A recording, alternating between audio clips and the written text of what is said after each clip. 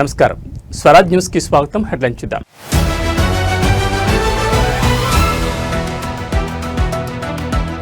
దక్షిణాదిపై దావూద్ కన్ను, డ్రగ్స్ దందాకు ఎల్టీటీఈతో పొత్తు.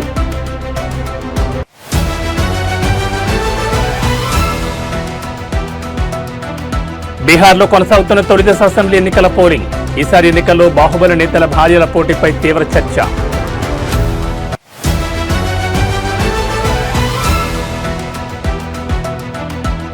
విజయ డైరీ మాజీ చైర్మన్ మండవి జానకిరామయ్య కన్నమూత.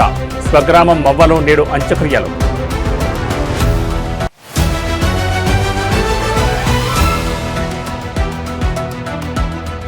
బాపట్లలో ఘోర రోడ్డు ప్రమాదం, లారీని వేగంగా ఢీకొట్టిన బైక్.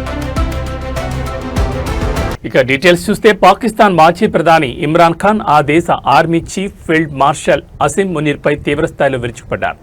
మునీర్ పాక్ చరిత్రలోని అత్యంత క్రూరమైన నియంత అని, మానసికంగా అస్థిరమైన వ్యక్తి అని సంచలన వ్యాఖ్యలు చేశారు. 2023 ఆగస్టు నుంచి అదియాలా జైల్లో ఖైదీగా ఉన్న ఇమ్రాన్ ఎక్స్ వేదికగా ఈ ఆరోపణ చేశారు. మునీర్ పాలనలో అణచివేత గతంలో ఎన్నడూ చూడని స్థాయిలో ఉందని, అధికార దాహంతో కళ్లు మూసుకుపోయిన ఆయన దానికోసం ఎంతకైనా తెగిస్తారని దుయ్యబట్టారు. మే 9, నవంబర్ 26 మురిట్కే ఘటనలను ప్రస్తావిస్తూ ఇవి అధికార దుర్వినియోగానికి స్పష్టమైన ఉదాహరణలని ఇమ్రాన్ ఖాన్ విమర్శించారు. పోలీసులు, భద్రతా సిబ్బంది తమ పార్టీ కార్యకర్తలను హత్య చేశారని ఆరోపించారు. నిరాయుధులైన పౌరులపై విచక్షణారహితంగా కాల్పులు జరపడం ఏ నాగరిక సమాజంలోనూ ఊహించలేం. మహిళలపై ఇంతటి క్రూరత్వం గతంలో ఎప్పుడూ చూడలేదని ఆయన పేర్కొన్నారు. తన భార్య బుష్రా బీబీని ఏకాంత నిర్బంధంలో ఉంచి అసీం మునీర్ వేధిస్తున్నారని ఇమ్రాన్ ఆరోపించారు. బానిసత్వంలో బతకడం కన్నా మరణమే మేలు. అసీం మునీర్ నాపై, నా భార్యపై అన్ని రకాల అన్యాయాలకు పాల్పడుతున్నారు. ఏ రాజకీయ నాయకుడి కుటుంబం కూడా ఇంతటి క్రూరత్వాన్ని ఎదుర్కోలేదని ఆవేదన వ్యక్తం చేశారు. ఆయన ఎన్ని చేసినా సరే నేను తలవంచను, లొంగిపోనని మరోసారి స్పష్టం చేయాలనుకుంటున్నానని తేల్చి చెప్పారు. ప్రస్తుత ప్రభుత్వంతో సయోధ్యకు వెళ్లే ప్రసక్తి లేదని ఇమ్రాన్ ఖాన్ స్పష్టం చేశారు. షహబాజ్ షరీఫ్ నేతృత్వంలోని కీలిబొమ్మ ప్రభుత్వంతో గానీ, సైనిక నాయకత్వంతో గానీ తమ పార్టీ చర్చలు జరపదని అన్నారు.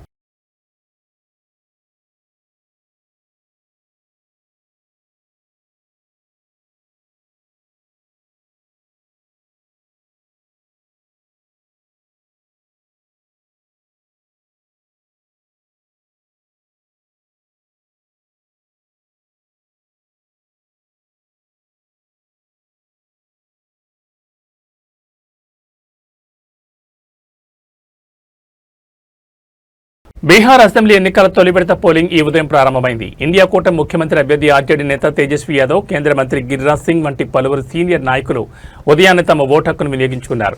అయితే ఈ ఎన్నికల్లో అందరి దృష్టిని ఆకర్షిస్తున్న అంశం మరొకటి ఉంది.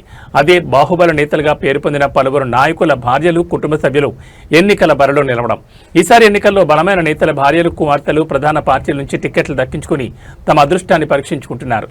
తొలి విడత పోలింగ్లో పోటీ పడుతున్న వారిలో కొందరు ప్రముఖులు వీరే. బాహుబలి నేత సూరజ్ ఖాన్ సింగ్ భార్య అయిన వీణాదేవి మోకామా అసెంబ్లీ స్థానం నుంచి ఆర్జేడీ అభ్యర్థిగా పోటీ చేస్తున్నారు. ఈమె అనంత సింగ్ను ఎదుర్కోబోతున్నారు.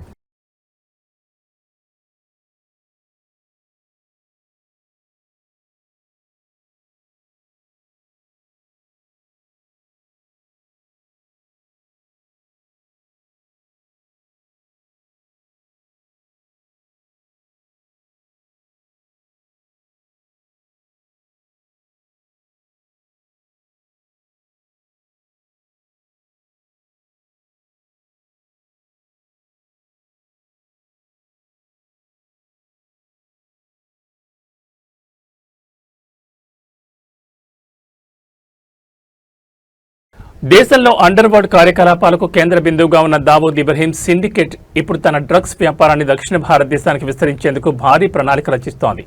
ఉత్తరాది రాష్ట్రాలైన మహారాష్ట్ర, గుజరాత్లలో కార్యకలాపాలు దెబ్బతినడంతో దక్షిణాది మార్కెట్పై కన్నేసింది. ఇందుకోసం ఒకప్పటి శ్రీలంక మిలిటెంట్ సంస్థ లిబరేషన్ టైగర్స్ ఆఫ్ తమిళ్ ఈలం నెట్వర్క్ను వాడుకునేందుకు ప్రయత్నిస్తోందని భారత నిఘా వర్గాలు గుర్తించాయి.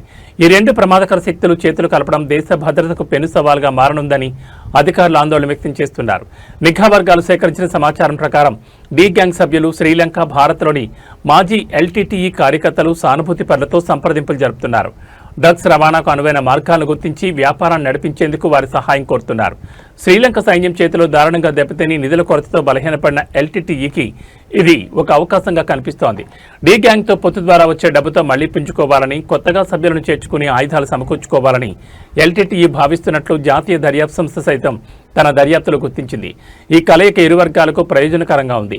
డి గ్యాంగ్కు డబ్బు, వనరులు ఉన్నాయి, కానీ దక్షిణాదిలోని భూ, సముద్ర మార్గాలపై వారికి పట్టులేదు. మరోవైపు ఎల్టీటీఈకి ఈ ప్రాంతంపై పూర్తి అవగాహన ఉంది. వారి నెట్వర్క్, అనుభవం డి గ్యాంగ్కు డ్రగ్స్ రవాణాలో కీలకం కానున్నాయి. గతంలో పాక్ జలసంధి మీదుగా జరిగే డ్రగ్స్ దందా మొత్తం ఎల్టీటీఈ నియంత్రణలోనే ఉండేది. 1980ల నుంచే ఈ వ్యాపారంలో ఉన్న ఎల్టీటీఈ శ్రీలంకను అంతర్జాతీయ డ్రగ్స్ రవాణాకు కేంద్రంగా మార్చింది.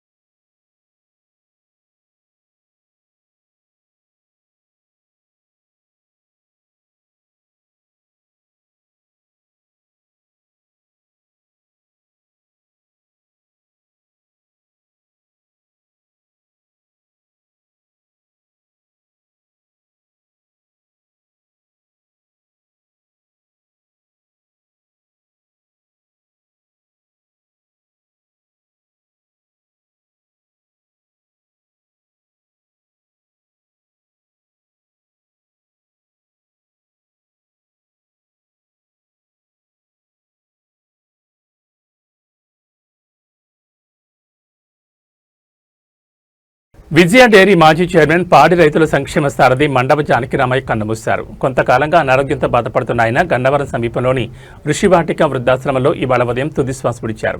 పాడి పరిశ్రమకు, ముఖ్యంగా విజయ డైరీకి ఆయన చేసిన సేవలు చిరస్మరణీయం. సుమారు 27 సంవత్సరాల పాటు విజయ డైరీ చైర్మన్గా మండవ జానకిరామయ్య సుదీర్ఘకాలం సేవలందించారు. తన పదవీ కాలం పాడి రైతుల అభ్యున్నతి లక్ష్యంగా పనిచేశారు. రైతుల నుంచి పాలు సేకరించడం నుంచి వారికి గిట్టుబాటు ధర కల్పించడం వరకు అనేక సంస్కరణలు చేపట్టి వారి ఆదరాభిమానాలను చూరగొన్నారు. ఆయన నాయకత్వంలో విజయ డైరీ అభివృద్ధి పదంలో పయనించింది. మండవ జానకిరామయ్యకు ఒక కుమారుడు, 2 కుమార్తెలే ఉన్నారు. ఆయనకు అంత్యక్రియలను ఈ సాయంత్రం ఆయన స్వగ్రామమైన మొవ్వలో నిర్వహించనున్నట్లు కుటుంబ సభ్యులు వెల్లడించారు.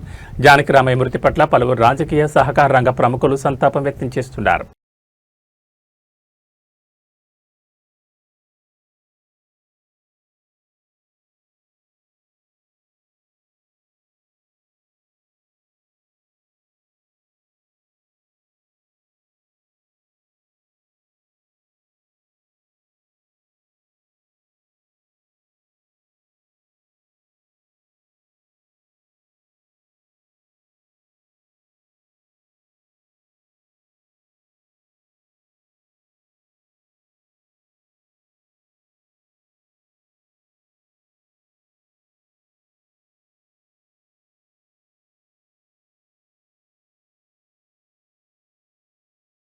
ఏపీలోని బాపట్ల పట్టణంలో ఇవాళ తెల్లవారుజామున ఘోర రోడ్డు ప్రమాదం చోటు చేసుకుంది. పట్టణంలోని క్లాక్ టవర్ కూడల వద్ద అతివేగంగా దూసుకొచ్చిన ఓ బైక్ లారీని ఢీకొట్టడంతో 2 యువకులు అక్కడికక్కడే ప్రాణాలు కోల్పోయారు. ఈ ఘటనతో స్థానికంగా విషాద ఛాయలనుకున్నాయి. గుంటూరు జిల్లా కొరిటపాటుకు చెందిన షేక్ రిజ్వాన్, చింతల నాని స్నేహితులు. వీళ్ళిద్దరూ బుధవారం రాత్రి బైక్పై సూర్యలంక బీచ్కు వెళ్లారు. అయితే బీచ్ మూసి ఉండడంతో గుంటూరుకు తిరిగి మైరుమయ్యారు. ఈ క్రమంలో అర్ధరాత్రి 2:34 బాపట్ల గడియార స్తంభం కూడలి వద్దకు చేరుకున్నారు. అదే సమయంలో చీరాల నుంచి గుంటూరు వైపు వెళుతున్న ఓ లారీని వీరి బైక్ బలంగా ఢీకొట్టింది. ప్రమాద తీవ్రతకు బైక్పై ఉన్న 2 యువకులు గాల్లోకి ఎగిరి రోడ్డుపై పడ్డారు. తీవ్ర గాయాలు కావడంతో ఘటనా స్థలంలోనే ప్రాణాలు విడిచిపెట్టారు.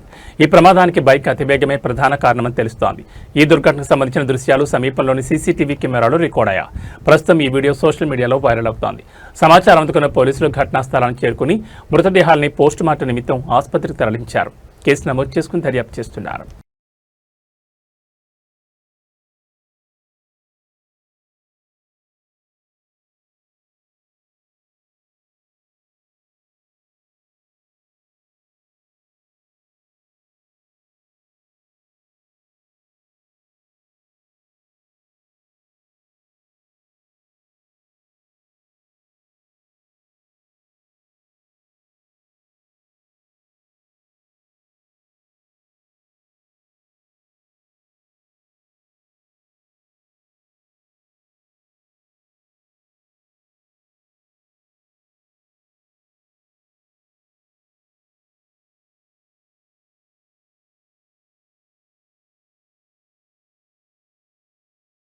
తిరుపతి జిల్లా కేవీపీపురం మండలం పాతపాలెంలోని రాయల్ చెరువుకు భారీ గండి పడ్డంతో స్థానికంగా అత్యవసర పరిస్థితి నెలకొంది.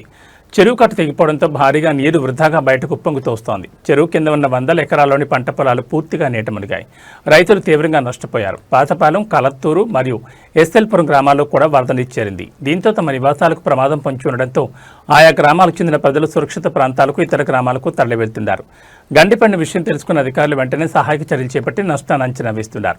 ప్రజలను సురక్షిత ప్రాంతాలకు తరలించేందుకు అధికారులు చర్యలు తీసుకుంటున్నారు.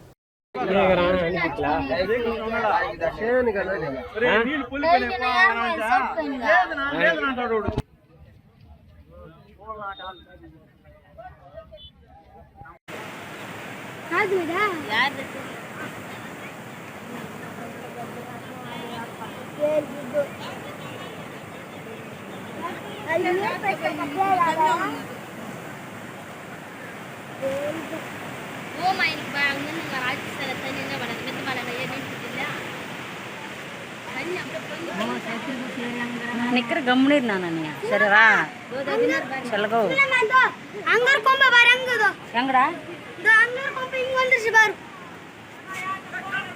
ಹೆಂಗರ್ ಕೊಂಬು ದಂಗಿತೆ ಕಾಪಿ ಕೊಡು ಕೊಂಬ ಅದ್ರ ಕೊಂಬು ರಸ್ಕೊಂಡು ದಿಯಾ இப்போ சரி அப்பெல்லாம் வீடுங்கள்ல யூடியூப்ங்கள பாக்குதோ நிஜமால பாக்கணும் இப்போ எதறக்க கண்ணால பாக்கணும் பாருங்க பக்கெட் பக்கெட் சிலிண்டர் போயினீங்க தான பக்கெட்டுக்கு போயினீங்க இதோ பூச்சி பாரு சிலிண்டர் பூச்சி பாரு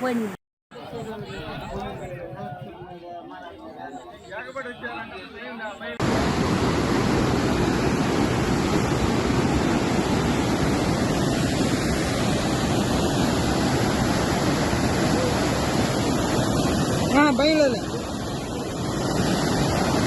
దో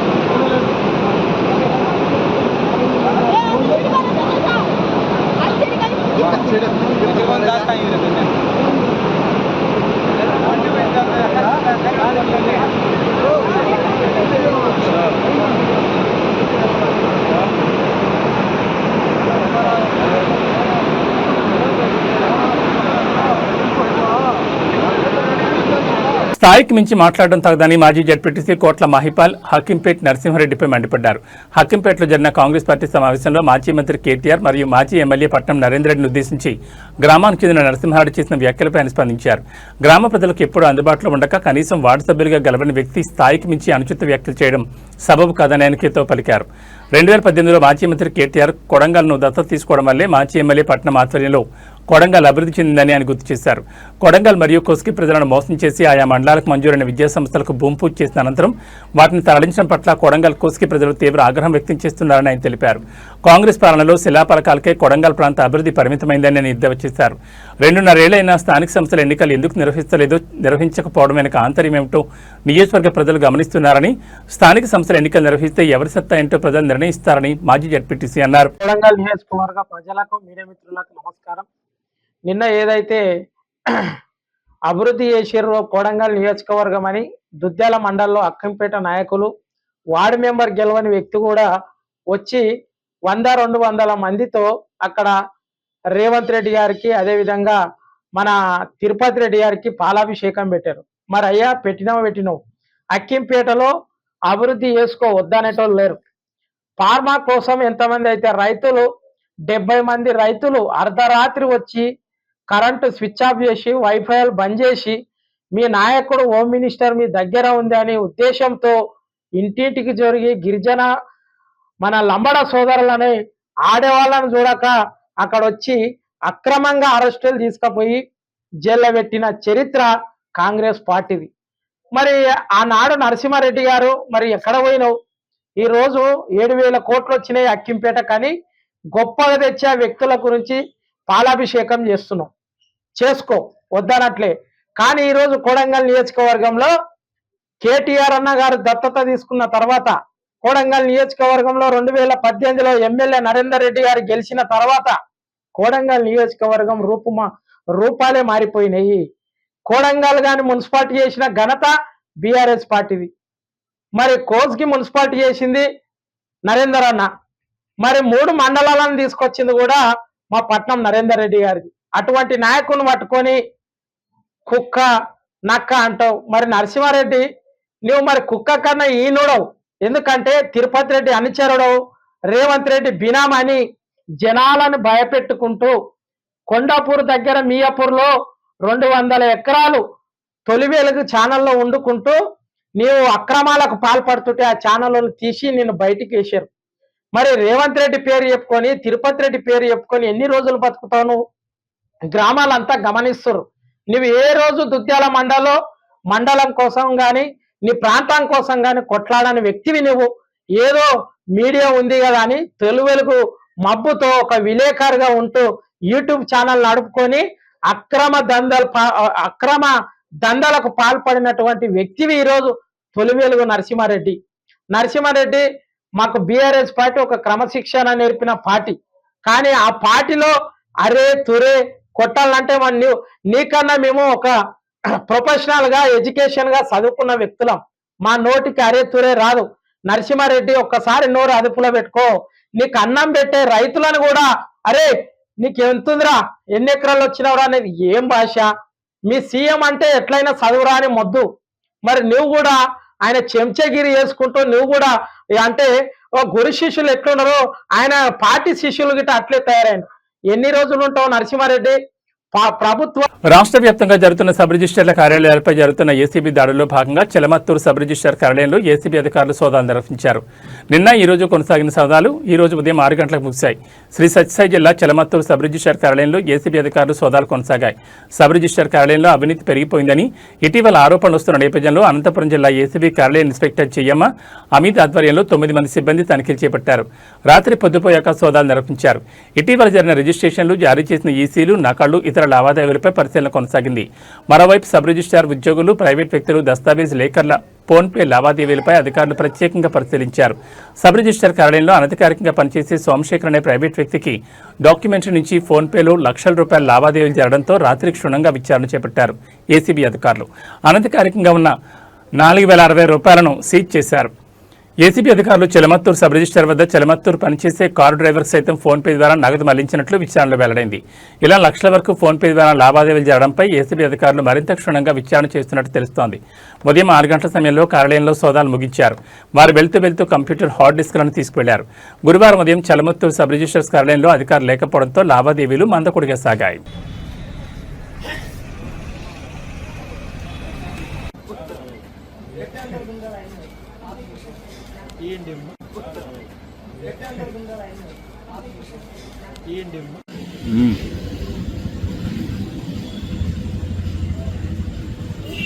చూడు నా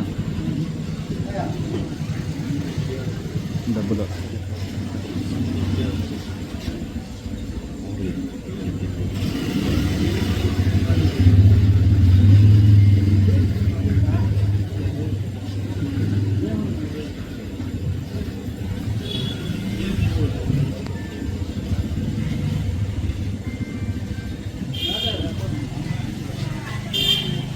మంచి చేయాలి అక్కడ పోతాడు.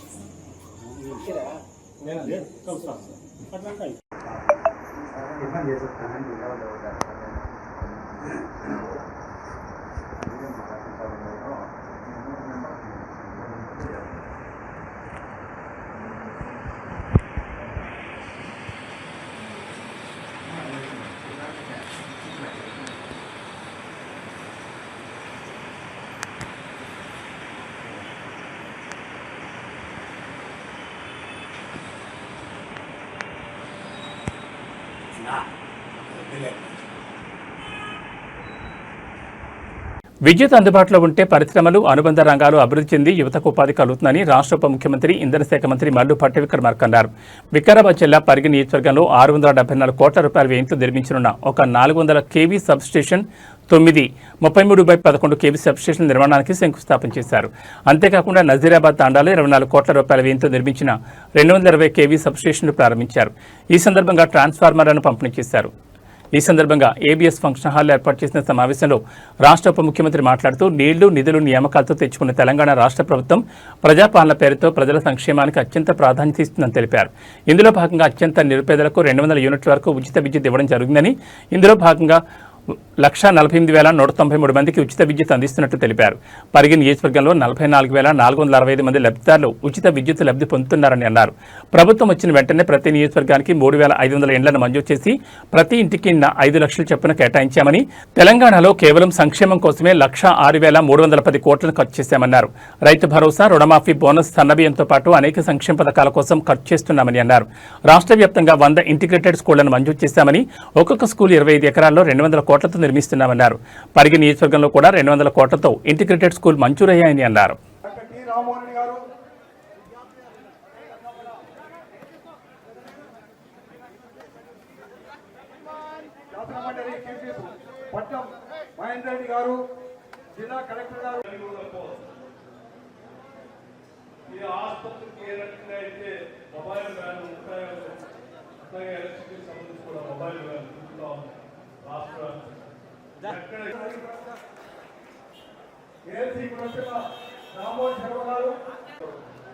అట్లాగే అధికారులు కూడా ఒక ప్రత్యేకమైనటువంటి కార్యక్రమాన్ని అనౌన్స్ చేశాం.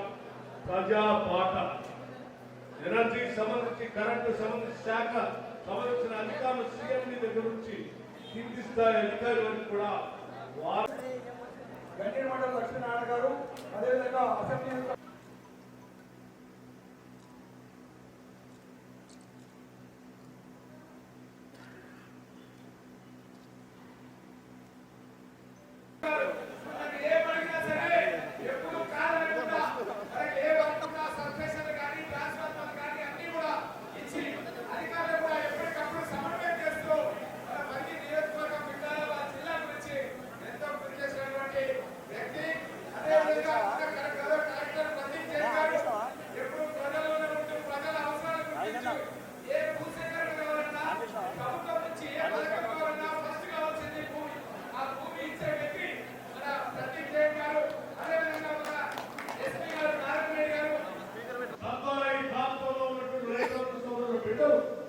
కూలీనాలు చేసుకునేటువంటి ఆలయ వర్గాలకు సంబంధించిన బిడ్డలు వారందరికీ ఉద్యోగ అవకాశాలు రావాలి.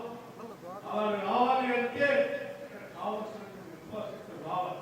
ఆ ఇన్ఫ్రాస్ట్రక్చర్ లో ప్రధానమైనది ఎలక్ట్రిసిటీ, అంటే విద్యుత్ సంబంధించినటువంటి అంశం. అందుకే వారు ప్రత్యేకంగా విద్యుత్ శాఖ చూస్తున్న నా దగ్గరకు ₹1 కాదు, ₹2 కాదు, ఒక శాసనసభ నియోజకవర్గంలో 3,000 కోట్ల రూపాయలు పెట్టుబడి అంటే దాని ద్వారా వచ్చేటువంటి ఇక్కడ ఉన్నటువంటి ప్రాంత బిడ్డలందరికీ ఉద్యోగ ఉపాధి అవకాశాలు కూడా దొరుకుతాయి. అంతేకాదు భవిష్యత్తులో ఈ ప్రాంతం పారిశ్రామికంగా కూడా అభివృద్ధి చెందాలి. తద్వారా ఈ ప్రాంతంలో ఉన్నటువంటి రైతాంగ సోదరుల బిడ్డలు, కూలీనాలు చేసుకునేటువంటి బలహీన వర్గాలకు సంబంధించిన బిడ్డలు, వారందరికీ ఉద్యోగ అవకాశాలు రావాలి. అలా రావాలి అంటే ఇక్కడ కావాల్సినటువంటి అత్యంత బాధాకరమైనటువంటి విషయం, ఈ మధ్యన జరిగినటువంటి బస్సు లారీ యాక్సిడెంట్ లో కొద్దిమంది ప్రాణాలు కోల్పోతే ఈ రాష్ట్ర ప్రభుత్వం ముఖ్యమంత్రి రేవంత్ రెడ్డి గారితో సహా దీన్ని ఖండించడమే కాదు, దీనికి సంబంధించినటువంటి ప్రమాదంలో చనిపోయినటువంటి కుటుంబాల్ని ఆదుకోవాలి, దెబ్బతిన్నటువంటి కుటుంబాల్ని ఆదుకోవాలి. అట్లాగే ప్రమాదానికి గురి అవుతున్నటువంటి పరిస్థితిలో ఈ ప్రాంతంలో ఉన్న రోడ్డు పరిస్థితి కూడా మనం శాంక్షన్ చేయాలి. దీనికి సంబంధించి వారు ఆలోచన చేశారు.